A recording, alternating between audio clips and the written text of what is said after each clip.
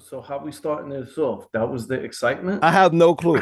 Like I have no clue. That was just me talking. That was just me talking. Oh shit! So, What's going on, everyone? I'm Hawvon Dane. I'm here with my brother, Mister Get That Work, and we are the Chin Checkers. yes, Back, sir. another one, man. Yeah, man. I'm completely useless today. I hate podcasters that don't watch shit but then talk about it. So I don't know if I should just shut the fuck up. I didn't get to watch the fights. I watched the highlights. Okay. Yeah. I mean, you are on social media. So did you at least watch the viral MMA where the guy bit the other guy in the arm? What the ref did was it was justified. He bit him. You could see the mark visibly, and then the guy tried to act like, no, I didn't do it. We can see it. We can see it. What are you talking about?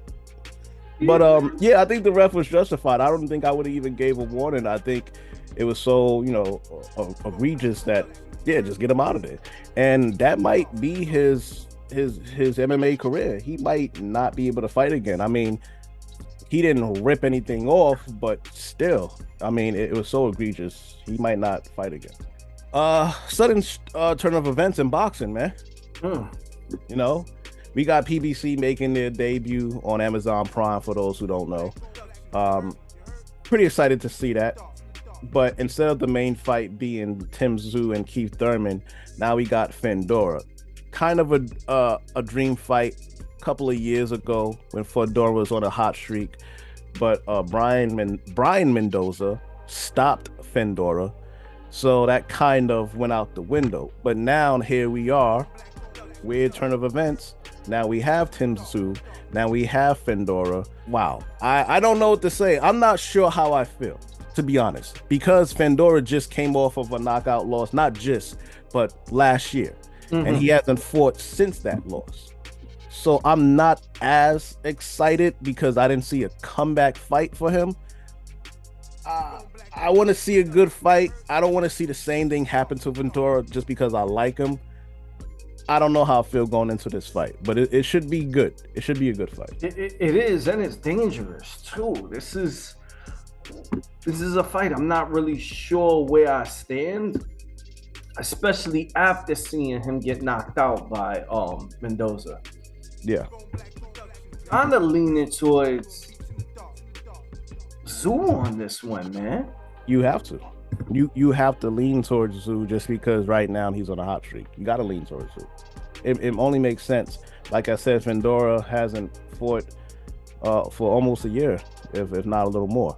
So, and his last fight was a knockout loss. So, to get right back up to to that level and do it again on that level, I you know what I'm saying, I'm a little, I'm gonna play it safe, and I'm just gonna have to go with Tszyu for the victory.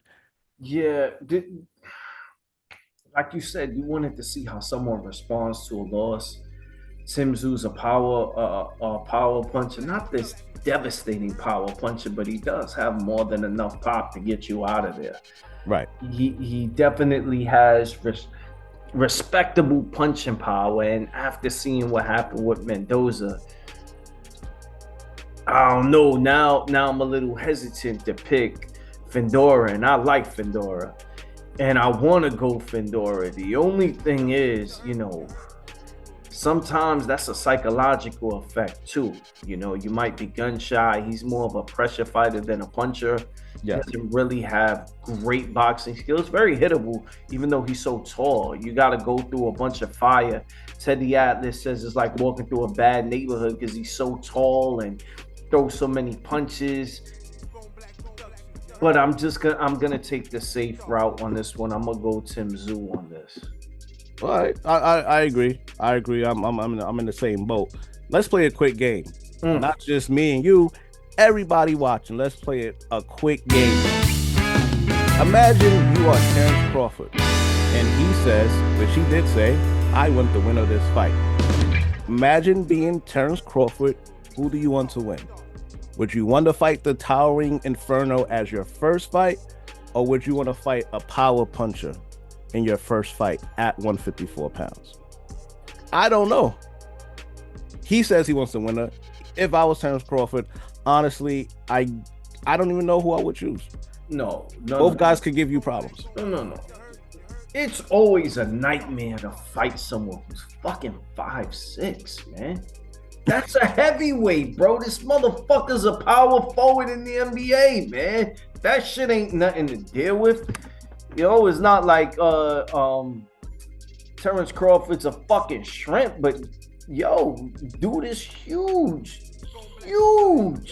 Remember, Paul Williams was a big guy that threw a lot of punches and annoyed a lot of fighters. Yeah. This dude is him on fucking giraffe meat. You know what I mean? He is huge. So even if Fundora, let's say he gets a victory, and he already said it, you would rather Tszyu get the victory and you fight him instead of Fundora? Nah, I'm not doing that. If I'm Terrence Crawford and he deserves it for a little bit. Terrence Crawford was always the B-side.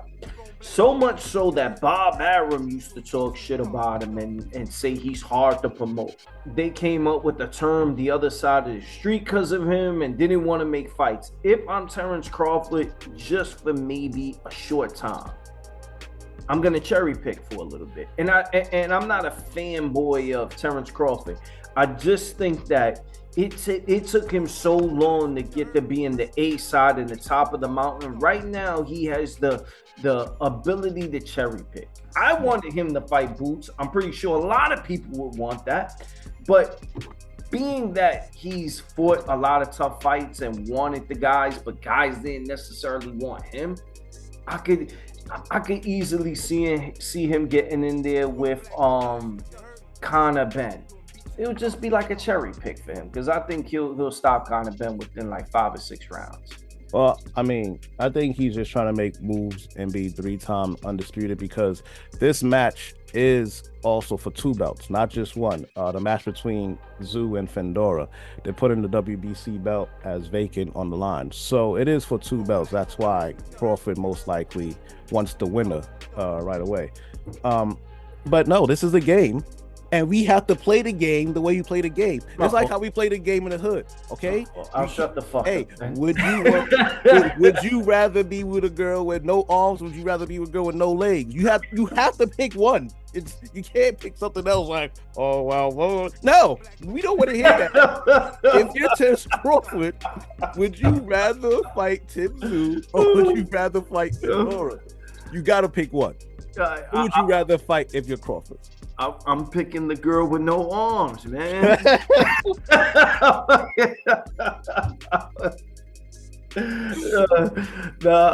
going with Tszyu, bro. I'm going with Tszyu because power. You know, when you're a master boxer, you could eliminate the power. You know, you can't eliminate someone's activity and arm length. No homo. You know. Okay. Yeah, that's fair. That's fair. This one should be a funny match. It's just a funny matchup, no matter who he fights. Honestly, Rolly against Cruz. Both opponents of Tank. We saw the difference between both of their performances. I'm going with Cruz. I'm going with Cruz for a stoppage.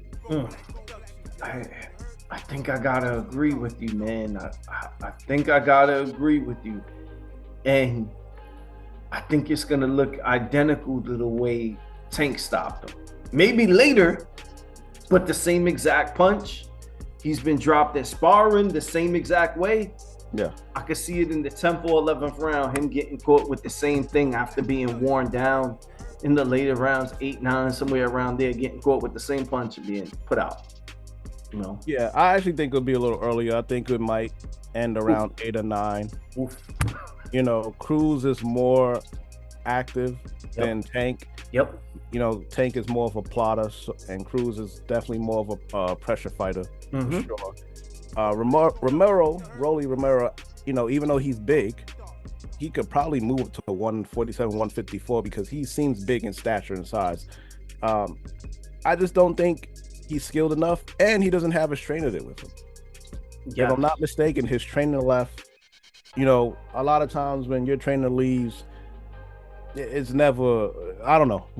I mean, it's not the worst, but, you know, a lot of times when you see that for a big fight, I don't know, the fighter doesn't tend to do too well, just in my experience. No, I kind of agree with that. Let me go a little off that too. There's a bond that gets built with someone that brought you to the dance over the course of time, that groomed you and got you their trust. And it happens once you get through an elite level. Now you're splitting hairs with people. Sure.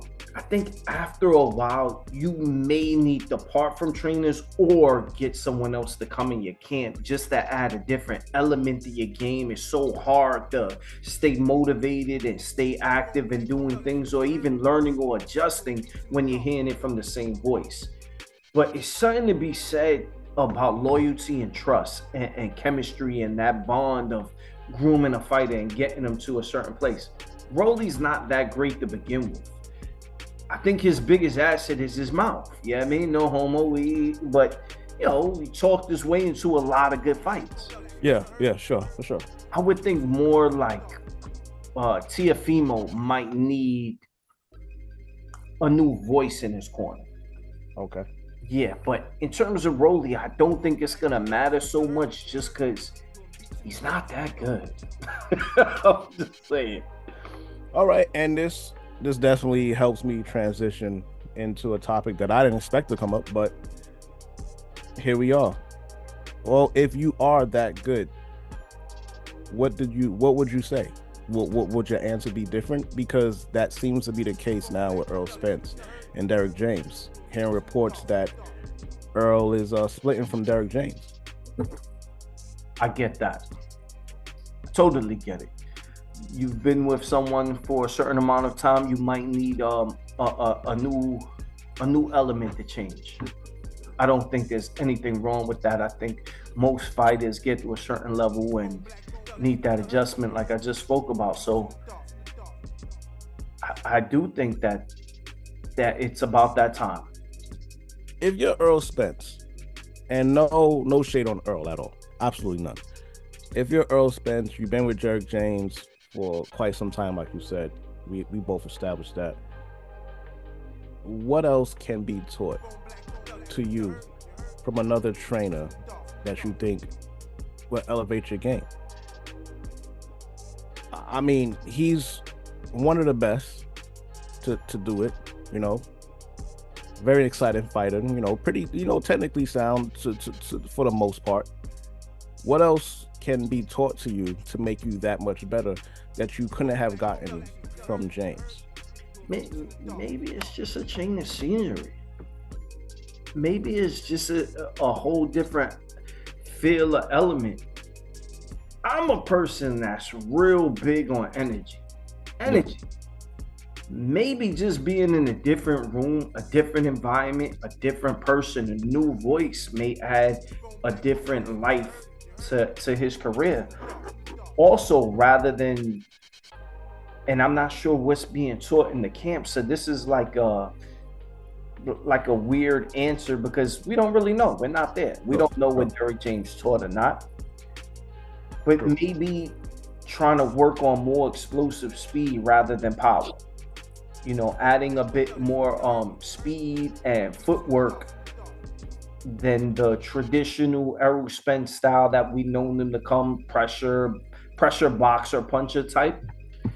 I don't know, because we're not really there, but I do think that would add just the element of someone new, man. Might add some new flavor to him, because I don't know how you feel about him. I think it's close to the end, man. Yeah, wow.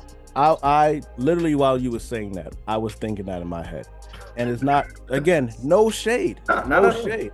It's just the fact that, I don't know if his style of fighting is sustainable in higher weight classes or just for longevity in career. I don't think his style of fighting is really that sustainable. It is definitely entertaining. Yes. And that's where he got the star power from and everything, and the fans and the brand and everything, man down, all that. But as sustainability, I don't think I don't think it is. Honestly, I don't think that style works.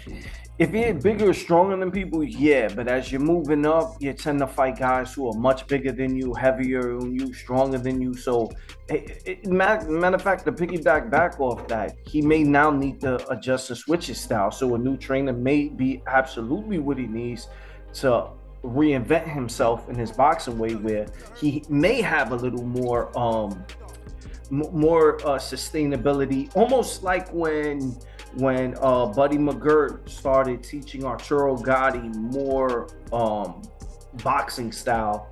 You can't change a guy's character, but it did help give him like 2 or 3, 4 more fights on his career, so he didn't, have that traditional Gotti like warrior style. He Sure. boxed more. Sure. So no, I feel you. I got a one off in my head real quick. I just gotta get this shit out. It's in my head, so I gotta get it out. Get it out. Manguilla's a ducker too. This motherfucker didn't do shit. Yo, he didn't. Yo, I'm sorry. I don't know, bro. I don't know. He didn't do shit at 154. He didn't do shit at 160. You know how many people was at 160 he could have fought? He could have fought Charlo. He could have fought Jennebeck. He could have fought Adams. He didn't fight. Who did he fought at 160? He didn't go for a belt at 160. He didn't go for a belt at 154. He's a ducker too. Yes. But yes. Whatever. Nah, it ain't whatever. Because he didn't even fight any big names at 160. He could have fought Hurd. Nope. Who did he fight? Yeah. I blame you for this though. I blame you for this. I've been on this type of time since we started this show, and even before this. You remember you dragged me back into boxing. I was done. I had enough of boxing. I said I was over with this shit. You used to come up to me all the time talking this bullshit, and I was like, fuck boxing, and you dragged me back into this shit. Yeah. Bro, the culture of boxing has been horrible for years, and what really sucks is we genuinely love this sport. Me, not so much no more. And I'm struggling because I love doing this show, and I love when we do get to see the greats. Now it seems like everyone's on that type of time. Man, I've been calling this shit for years, man. Stop fucking endorsing these fighters just because you like them and they don't fight who you want to fight. Now everyone's calling Canelo and ducking and stuff like that. Man, we got videos talking about this shit way before, like almost 2 years ago, talking about this shit. For sure. And if you really want to be honest, I've been talking about this shit since fucking Mayweather moved up to 147. I've been on this type of time. We didn't have the show back then, but man, everyone has to stop supporting the bullshit. No one better buy that fucking Canelo Manguilla fight. Oh no, it's gonna be bought. It's definitely gonna be bought. I'm not gonna buy it. I just hope that it is a cherry pick gone wrong. I hope so too. I hope so too. Man, because again, I don't have nothing against Manguilla, but go back and look at his resume. He has 43, 44 fights, something like that. And he only has 1.5 names on there. He didn't do anything at 160. Didn't do anything at 154. Nah, I gotta disagree with you though. I don't knock him because what if, I don't know how to relate this to a hood game or not, but what if you're just not that talented and you're waiting for your moment to, steal the bag? That's what it looks like to me. You're waiting for that right moment, man. Like that guy that don't got no game. And he see the girl he like, and he needs to pull up with her boyfriend. He got the nice car. It's like, damn, I ain't got no car. I know I can't bag her.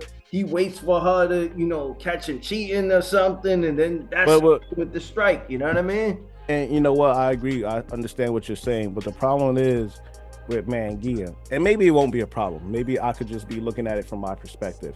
But the problem is, in my mind, is the fact that after the Canelo fight, you lose, right? So you lose the fight. What do you do after that? because you're gonna have people call you out because now you've been in there with Canelo. So now all these other big names that have been wanting to fight you, now they're gonna call you out. You're not gonna fight them? No, but at that point he already got paid. Like when you told me, like, you know, when we just doing the reference to the hood girl, if the guy smashes and she dumps him, he still got the hit.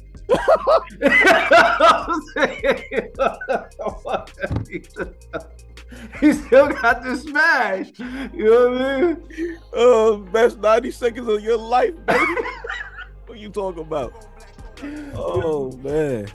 I mean, I guess I just, you know, he didn't, you know, obviously, you know, he won the sweepstakes, the Canelo sweepstakes, so, you know, it is what it is. I really just was like, yo, he didn't try to make any attempts at 154. He didn't try to make any attempts at 160. Janibek was there. Janibek would have definitely fought him. Yeah. Janibek would have had no problem fighting him. Charlo was there. He didn't really go out. I mean, Charlo wasn't like super active, but that would have been, you know, he didn't attempt to go after Charlo. Adams, nope. Like, who did he attempt to go after? I didn't see it. I don't. And like I said, he has like 40 something fights. So, but at this point, he got laid, man. Yeah, he got it. Good. So yeah, he good. So I don't knock him though. I don't knock him. Same thing that I wouldn't knock Belenga. If Belenga was to get the back. Oh my! I'm just saying, I wouldn't be. He's worse. No, why would you be upset at him? Why would you? No, I know I'm not, but he's worse. But I am. Like I shouldn't be, but I am. I'm gonna hate. Like I'm actually gonna hate on him. Like I just remember, what, 2 years ago, he's in his robe dancing to 50 Cent. Yeah, thanks to Zone, getting that money. No, bro. You didn't earn that. You didn't even fight anybody. You wasn't. Yo, come on, man. Nah, I get it. I get it. I'm not sure where we going with this one. We just. I don't know. It was just podcast shit, you know. Yeah. But it was light in boxing this week. Did we bring up Zepeda? Oh shit!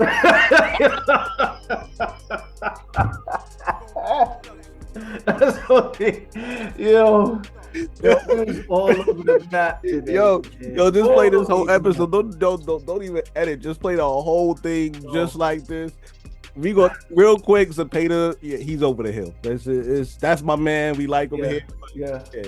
We enjoy him. Got knocked out with a body shot. Yeah, damn. He's one of those journeymen that I talk about that you gotta appreciate though. You know that. I don't even fully look at him as a journeyman. Really? I just look at him as somebody who just don't got it no more. And I think he started getting a stardom a little bit late in his career. I don't think, you know, people noticed him early on. I think that's kind of just what happened with him, in my opinion. Yo, I can't remember the guy's name, but I think you did a video to it. He had one of the most epic fights like ever in life, where he knocked down the guy, he got knocked down, he knocked down the guy, and it was just outrageous. I can't remember the guy's name, but it was like an epic war of a real life Rocky movie, man. So it was Zepeda and the other guy. I know who you're talking about. It was like a fight of the year candidate, man. Absolutely, yeah. It was like 7 knockdowns, 6 or 7 knockdowns. It was outrageous. So, you know, if Zepeda decides that it might be that time, man, just salute to you, because you gave us a lot of moments, man. For sure, you did. Yeah, man. I didn't want to talk about the Jose Vargas thing. Vargas know what's up. He know what's up. He know what's up. Popcorn punch. What's the one thing that you cannot do tonight? Make no mistakes.